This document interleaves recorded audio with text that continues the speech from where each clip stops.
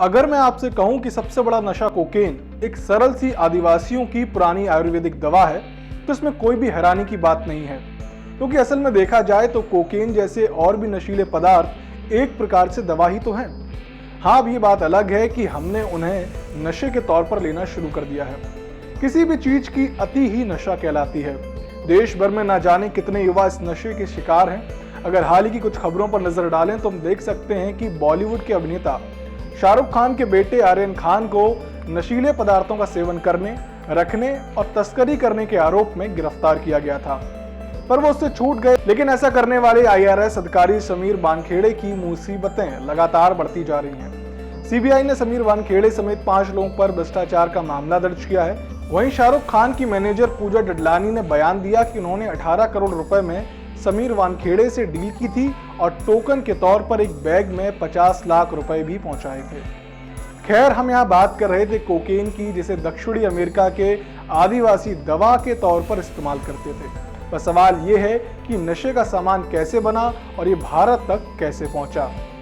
नमस्कार, आप सभी का स्वागत है सरमई टाइम्स में। मैं हूं सिद्धांत त्रिपाठी और आप देख रहे हैं हमारा कार्यक्रम विशेष।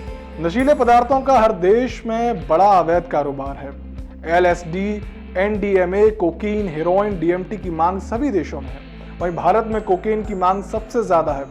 पर इतिहास की बात करें तो दक्षिण अमेरिका के आदिवासी खुद को एनर्जी से भरपूर और फ्रेश रखने के लिए हजारों सालों से कोका पौधे की पत्तियों को चबाते आए हैं। वो इस पौधे की पत्तियों को उबालने के बाद छानकर खास ड्रिंक बनाते थे, जिसे वहां के बच्चे, युवा और बुजुर्ग सभी पिया करते थे, ताकि उनके अंदर हमेशा ऊर्जा बनी रहे।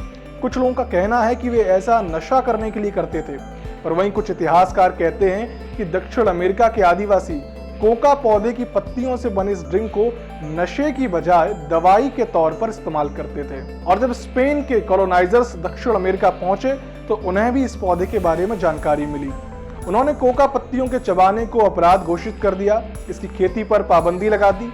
हालांकि जब स्पेन के वैज्ञानिकों ने कोका पौधे पर शोध किया तो उन्होंने पाया कि इसकी पत्तियां चबाने से दिमाग की निष्क्रिय पड़ी नसें ऊर्जा पाकर सक्रिय हो जाती हैं।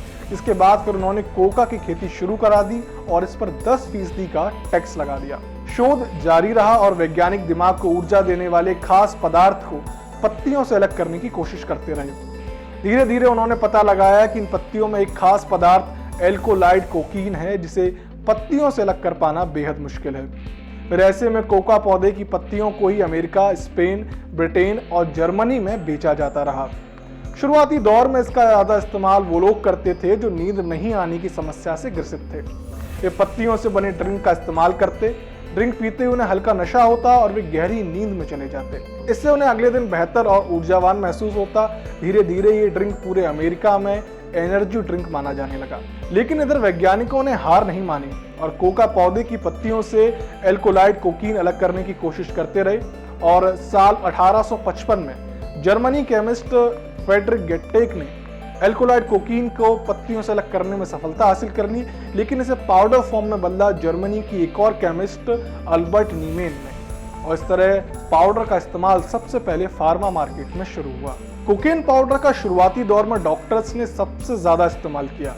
डॉक्टर्स मरीज को बेहोश करने, दांत दर्द और नेत्र रोगों में इस पाउडर का इस्तेमाल करने लगे। यही नहीं, बालों के डैंड्रफ की समस्या से निपटने के लिए बाजार में कोकीन पाउडर मिक्स शैम्पू भी आ गया।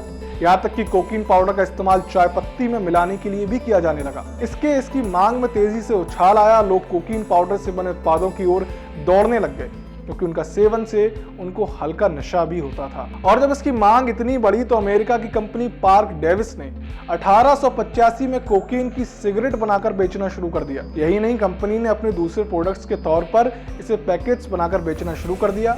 कंपनी ने दावा किया कि उसके उत्पाद भूख मिटा देंगे, कायर को बहादुर बना देंगे और हर तरह के दर्द से निजात दिला देंगे। बता दें कि कोको कोला भी कोका पौधे की पत्तियों से ही बना ड्रिंक था, इसलिए इसे कोको कोला नाम दिया गया।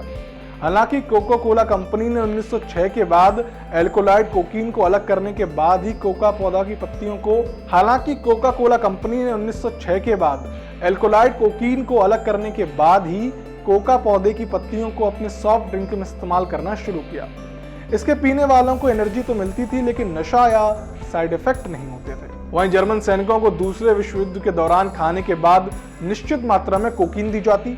इससे उन्हें थकान महसूस नहीं होती थी और वे हर वक्त लड़ने के लिए तैयार रहते थे। कोकीन का प्रयोग गुलामों पर भी किया गया। उन्हें इसकी निश्चित मात्रा देकर ज्यादा काम कराया जाता था। अमेरिका में अफ्रीकी मूल के लोगों को कोकीन दिया जाता था। इसके सेवन से वे हर समय काम के लिए तैयार रहते। उन्हें इसकी लत लगने लायक मात्रा दी गई। ऐसे में वे कोकीन को दोबारा हासिल करने के लिए लगातार काम करते। कोकीन की मांग धीरे धीरे पूरी दुनिया में बढ़ने लगी। संयुक्त राष्ट्र में 1912 में कोकीन नशा करने से एक साल में 5000 से ज्यादा लोगों की मौत हो गई। इसके बाद साल दर साल इसका सेवन करने से मरने वालों की तादाद बढ़ने लगी।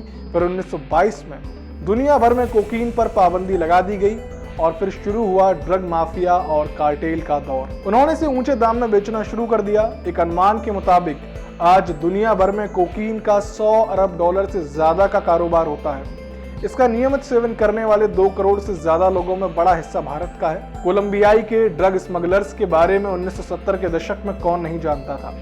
अमेरिका के बाद रूस, अफ्रीका और ब्रिटेन से होती हुई कोकेन 80 के दशक में एशिया तक पहुंच गई। भारत में कोकीन के पहुंचने को लेकर कोई प्रमाणिक समय तो नहीं है, फिर भी अनुमान लगाया जाता है कि 90 के दशक में नेपाल और बांग्लादेश के रास्ते कोकीन भारत भी पहुंचने लगी। कोलंबियाई के ड्रग माफिया 90 के दशक में हर साल औसतन 650 टन कोकीन बनाकर यूरोप और एशिया भेजने लगे। इसका एक हिस्सा भारत भी पहुंचता था। भारत में कोकीन का सबसे बड़ा बाजार माया नगरी मुंबई बनी। इसे समुद्र तटीय और सीमावर्ती इलाकों के जरिए भारत में पहुंचाया जाता।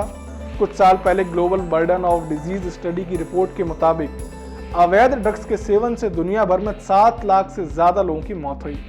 इनमें 20,000 से ज्यादा मौतें भारत में हुई थी। ये आंकड़े बहुत चौंकाने वाले हैं। लोग अभी भी नशा कर रहे हैं और उससे ऊपर नहीं उठ रहे हैं। हमें देखना होगा कि नशा हमारे लिए कितना सही और कितना गलत है। इसी के साथ अगर आपको ये वीडियो पसंद आई हो तो इसे लाइक करें।